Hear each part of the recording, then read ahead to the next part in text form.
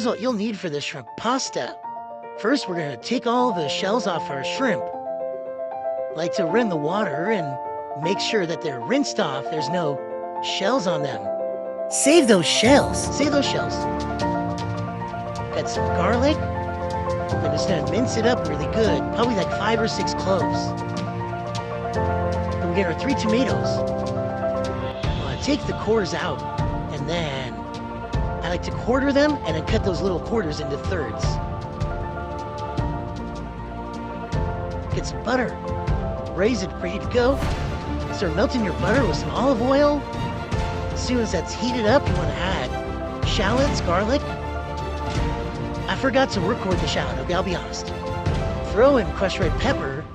Once it's all browned and aromatic, you add your shrimp. Season with some salt and pepper. I threw in some thyme there for a bonus.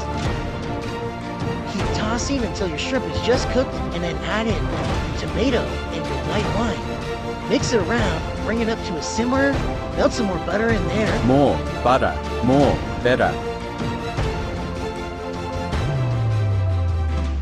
Squeeze some lemon, top it with parsley. Great, beautiful, wow. Be sure to taste it. Make sure it tastes good. Boil your pasta. We're using capellini, angel hair. Now here's the problem. My phone overheated when I added the pasta to the sauce. But here it is. Add to your bowl.